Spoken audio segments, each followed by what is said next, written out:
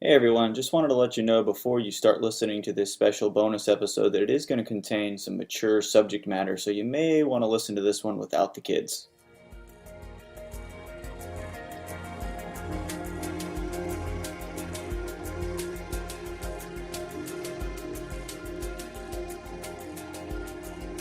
This is Unconcluded, a real-time investigative podcast looking into the 2006 disappearance of Jennifer Kesse in Orlando, Florida. I'm Sean Gerd. Over the course of our last two episodes, we've looked into a witness statement claiming to have seen Jennifer at a jewelry store in Tennessee. All the while, I've kept thinking, does this even make sense? And I know many of you have had the same thoughts. On the last sidebar episode, we were asked a question in that regard, about how it doesn't seem like Jennifer would fit into a human trafficking narrative. It's an important question to consider, whether the Tennessee witness saw Jennifer or someone else. Because even before this witness came forward, Jennifer's parents have long held on to the theory that she was possibly trafficked. Does human trafficking make sense as a possible motive in Jennifer Kesse's disappearance? It's become time to get an expert's opinion on the matter. So we're releasing this bonus episode to do just that. I've reached out to someone who has a decade of experience in the area of trafficking and sex work. I got in touch to ask her the questions we so desperately needed an authority to weigh in on. She's also the host of a podcast herself, so stick around to the very end of the show to hear more about that. Let's begin by allowing her to introduce herself and define exactly what human trafficking actually is. Hi, my name is Kenyon Laing. I co-host a true crime comedy podcast called Wine and Crime. But in real life, I'm also a gender consultant. So for the past 10 years, I've worked on gender-based violence issues, mainly working in advocacy and research. And for many years, my main focus was researching prostitution or sex work and sex trafficking issues. So it was actually for this reason that Sean first reached out to me. And I'm a big fan of Unconcluded, and so I was really happy to help out. And I'm just going to take a minute to try to briefly explain the phenomenon of human trafficking a bit, and then also weigh in about this theory regarding Jennifer's disappearance. So first, bear with me. Here is the definition of human trafficking according to the United Nations Protocol to Prevent, Suppress, and Punish Trafficking in Persons. So this is kind of the gold standard in terms of a definition of human trafficking. The protocol defines trafficking in persons as the recruitment, transportation, transfer, harboring, or receipt of persons by means of the threat or use of force or other forms of coercion, of abduction, of fraud, of deception, of the abuse of power or of a position of vulnerability, or of the giving or receiving of payments or benefits to achieve the consent of a person having control over another person for the purpose of exploitation. So, yes, that is a mouthful. There's a little bit more. Exploitation shall include, at a minimum, the exploitation of the prostitution of others or other forms of sexual exploitation, forced labor or services, slavery or practices similar to slavery, servitude, or the removal of organs. Okay, so that covers a broad spectrum of things. As you can see, there are different forms of human trafficking. There's labor trafficking, there's trafficking for domestic servitude, there's organ trafficking, and then sex trafficking is another form of human trafficking. So it's not the only form. And there is a really raging debate over whether or not all prostitution is exploitative or not, and whether all prostitution should therefore be considered sex trafficking. But for the purposes of our discussion, I don't think we're going to wade into that debate at all, because it doesn't really relate to Jennifer's case. I will say, just based on the definition that I read to you, that there isn't much distinction between, or any distinction really, between pimping and human trafficking or sex trafficking.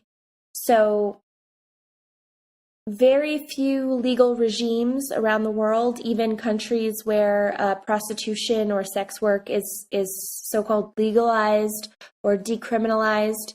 So even in these places, usually quote-unquote pimping is still not allowed because pimping is so similar to the definition of sex trafficking. And so really almost anywhere, prosecutors in a court of law could choose to kind of aggressively go after so-called pimps by using anti-trafficking statutes and laws. Because, again, pimps tend to use threat or use of force. They tend to use coercion. They tend to use fraud, deception, abuse of power, abuse of a position of vulnerability of the victim, or they can kind of coerce a victim to achieve their consent to have control over that person, to exploit them and receive payments or benefits from that person's labor. So based on the definition of sex trafficking, pimping and sex trafficking are basically the same thing. So I probably won't use pimp too much in this discussion, but these terms kind of are interchangeable based on this definition. And then I'm also not going to really go into statistics about human trafficking, and that's mainly because most of these statistics out there are not very reliable. So sometimes the methodology behind getting those numbers isn't very clear, or the research is really outdated, or people have studied one area or one country and then extrapolated to the whole world. So these numbers and statistics about trafficking just aren't that accurate or that reliable. So instead of rattling off statistics, I'm going to talk about trends or patterns in human trafficking that have been observed by researchers, academics, journalists, law enforcement, legal professionals, so people actually working in the field.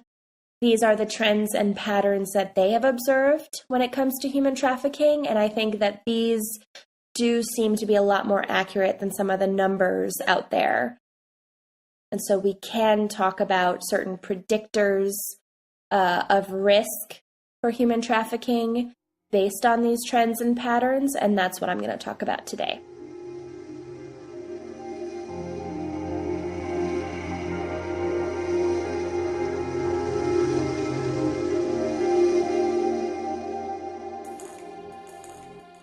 The first thing I wanted to clarify was if Jennifer Kesse would fit the profile of the type of person human traffickers would be looking for. And so the question I asked was basically that. Would Jennifer have been a target of this type of crime? No. So Jennifer doesn't really fit the profile of a sex trafficking victim at all. Sex traffickers and pimps want people that they can control right away, that they can control from day one. And so that means that they are looking for vulnerable people, which could mean young people under 18 or in their later teens and early 20s, but kind of naive. And so one type of sex trafficking scenario is called a lover boy type of scenario, in which a pimp or trafficker pretends to fall in love with and want to date a particular victim. And then after the victim has fallen head over heels and would do anything for this person, then they are brought into the lifestyle of selling sex. And mostly then the proceeds from selling sex would go to the lover boy. So that is common for younger victims especially. Alternatively, pimps and traffickers would be looking for someone who is already accustomed to being abused. So maybe a runaway from a sexually or physically abusive home. Some foster kids who have been kind of shuffled around the system, haven't found one appropriate family or home, or have been abused by foster parents, just orphans, things like that. So people who have been abused and then are more likely to end up in another abusive situation. Pimps and traffickers also look for people with low self-esteem, people who are lacking resources, so lacking money or lacking friends and family, a personal network that they can rely on if they come on hard times. They are looking for people who are already selling sex or have already sold sex, because then kind of that hurdle to forcing the victim or preparing the victim to sell sex for them is lower. So that initial psychological hurdle is not there because the person has already sold sex. Also, people who have engaged in street sex work, or what is sometimes called survival sex, are already incredibly vulnerable people. So it's kind of a six or half dozen of the other situation.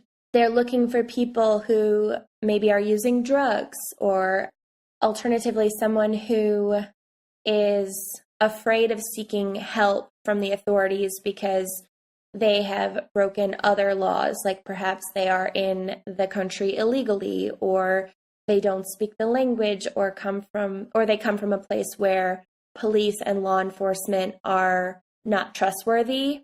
So they're hesitant to go to the police when in trouble, because where they come from, police don't actually help you. They just want bribes, or they commit further abuse against you. So that is the typical victim profile. And from everything that I've heard on the podcast and from the information that Sean has given me about Jennifer, she just doesn't fit this profile at all. So yes, she was young, but she was an adult. She wasn't a teenager. She had close relationships with friends and family, kind of incredibly strong bonds with friends and family. She was in a healthy romantic relationship, so she wasn't looking for a different romantic relationship. She had a good job. She was independent. She lived on her own. She owned her own car. She had good self-esteem. Her mother spoke about her good personal safety awareness, so she wasn't naive. And she wasn't using or addicted to drugs and alcohol. There's really nothing about Jennifer that fits the typical victim profile for a pimp or sex trafficker. Basically, she would just be too difficult a target for them because she had these networks, she had this independence, she had other things going on in her life and going well for her that she would be difficult to obtain or lure, if not impossible. And then even if she had, let's say, been abducted, she would have more of a means of escape than someone who was penniless, didn't speak the language, had low self-esteem, etc. So basically, she's just too difficult to target for pimps and traffickers to make this a very plausible scenario. So this whole idea of sex traffickers just plucking random women from the sidewalk as they're going about their day, like the movie Taken, which is a very entertaining movie, don't get me wrong. I love Liam Neeson, but this whole idea is just basically a complete fallacy. So there are much easier targets out there, and pimps and traffickers will go after easier targets, people that they perceive to be sort of low-hanging fruit.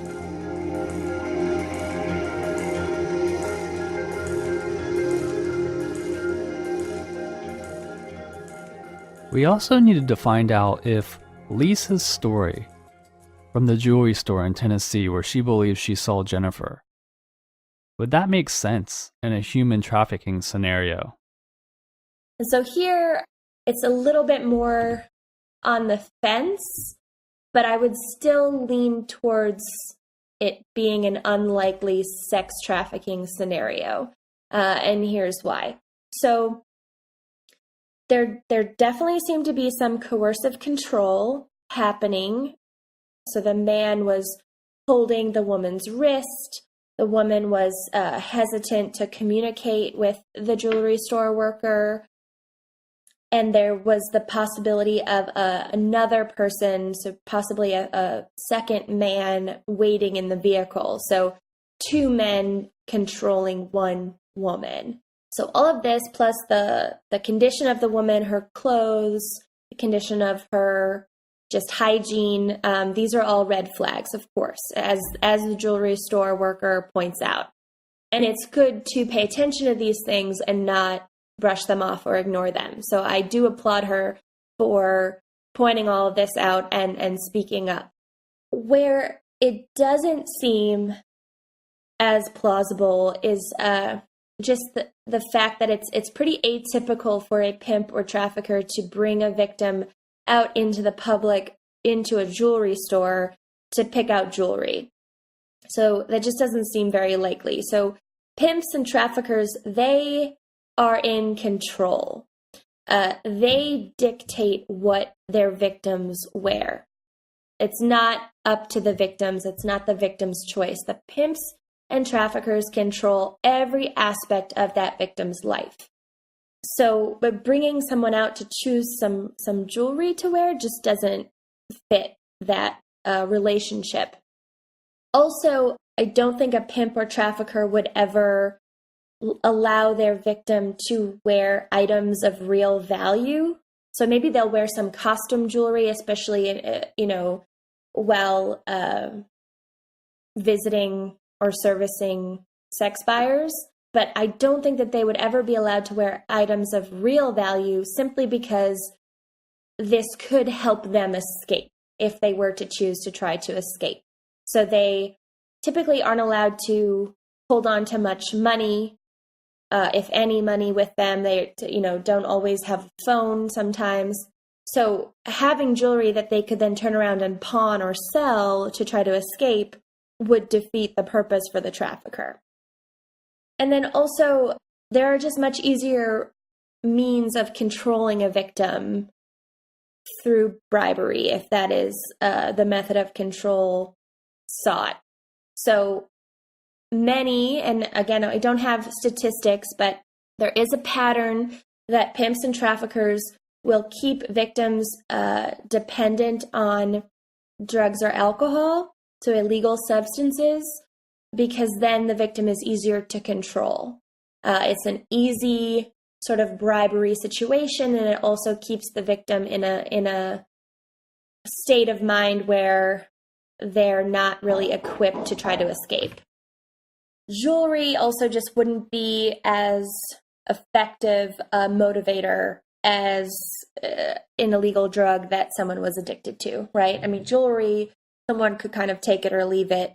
It's not going to be the thing that entices a victim to try to stay. And I also just want to point out that the relationship that the jewelry store worker observed could very well be an abusive relationship. Again, all those red flags that were pointed out are very real. But it's not very likely that it is a pimp or sex trafficking scenario.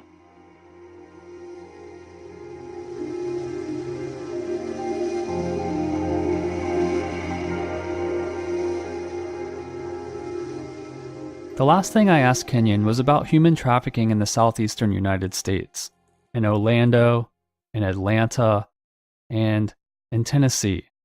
What did she know about the possibilities of trafficking in that particular area? I can't speak specifically about human trafficking in that area because I've mainly worked on these issues in New York City and then also abroad in Europe and Asia. So I haven't worked on these issues specifically in Florida or Georgia.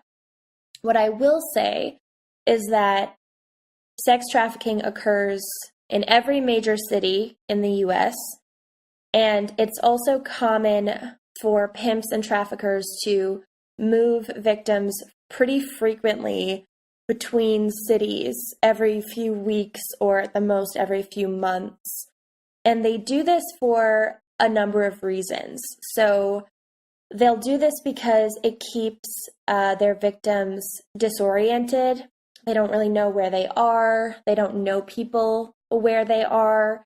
They don't know how to get around. If they were to just walk away, they wouldn't know the lay of the land. And they also are unable to establish relationships, which could potentially help them escape. So, they're not seeing the same sex buyers repeatedly. And so they're not able to even kind of establish that kind of relationship to say, hey, I'm being controlled. Can you help me? They're just seeing new people every night. They'll also do that because it's better for their business. So sex buyers tend to want, to put it really crudely, they tend to want new product. So they're seeking out variety when it comes to buying sex. They don't want to see the same women over and over again. Pimps and traffickers also are better able to pretend to clients that a particular victim is new to the sex trade, even if he or she is not. Then they can demand a higher price for that particular victim. So they can say, hey, this is so-and-so, she's, never sold sex before. And then the client perceives that to be of higher value and they're willing to pay more. And then lastly, but also really importantly, moving victims between cities frequently prevents the police from having time necessarily to prepare a raid or obtain a warrant for arrest. The flip side of that is that when you move someone between state lines for the purposes of sexual exploitation, then it becomes a federal crime. But for it to be human trafficking, it doesn't need to cross any borders. So even if you're just going from one town to another town in the same state, or one city to another city in the same country, it's still human trafficking. You don't need to actually cross a border for it to become human trafficking. And yeah, one other misconception that I want to try to put right is that sex trafficking absolutely occurs in smaller towns and cities. So it's not something that's just in major cosmopolitan cities or urban areas, although it is more likely in those places than in small towns.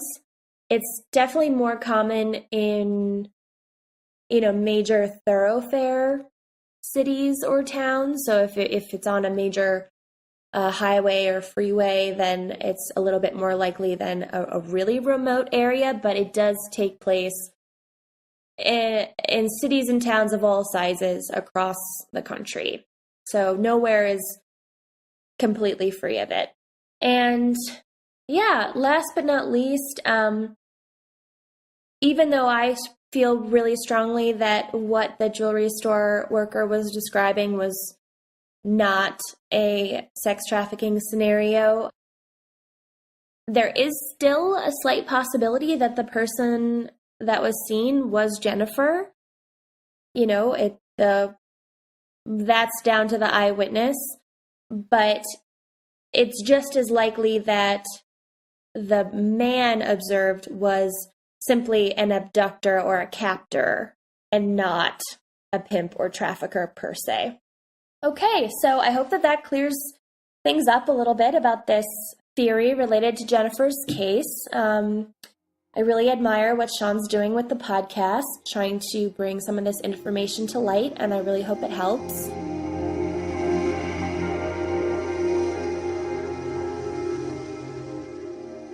The last thing I wanted to make sure that Kenyon had the opportunity to share were organizations or resources that those of you out there listening could support or look to for more information on human trafficking. The best place to donate would be an organization called Polaris Project that's based in the US. Their website is polarisproject.org. That is spelled POLARISPROJECT.org. arisproject.org.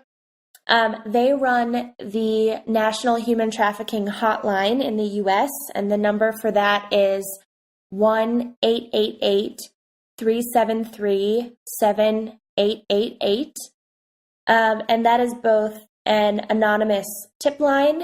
So if you witness something suspicious and you want to report it, but you don't necessarily want to have your name in a report, then you can just call that number and it's anonymous.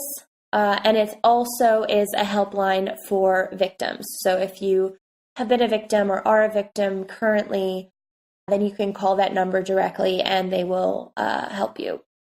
And then my other piece of advice would be to donate or volunteer at a local domestic violence shelter. So it's not human trafficking per se, but it's definitely vulnerable people who would be likely targets of pimps or sex traffickers if they weren't otherwise receiving help. So that's a great way to help out as well.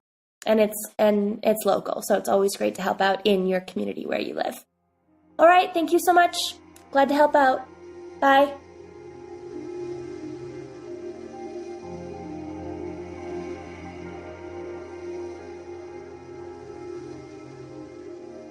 As we digest Kenyon's statements and consider everything we know about Jennifer, it's true. It's hard to imagine her as a target for traffickers. It's a suspicion that many of us have had. Now, confirmed. In the time that's passed since I first heard the jewelry store story from Lisa, I've convinced myself that the person she saw probably wasn't Jennifer. It just doesn't make sense. But it's worth remembering what Kenyon said. Maybe this person that seemed to be in control of the girl at the jewelry store was a captor or an abductor of another sort. We just assumed it would be related to human trafficking. But Kenyon's right. That's not the only scenario in which a person could be held against their will. Now, the good news I can share is that this possible lead, Lisa's story in Tennessee, is now being followed up on by professionals. Since episode 4 has aired, Lisa has been able to get in contact with detectives, and whether or not this lead goes anywhere or not, thankfully, it's being looked at. There's a bit more to that, and we'll get into it in episode 5. There are things that those of you listening who may know something about this crime need to be aware of. Don't forget to stick around till the very end for a promo for Kenyon's podcast, Wine and Crime. And we'll be back in just a few days, this Sunday, with episode 5. I'm Sean Gerd. This has been an unconcluded bonus episode. See you next time.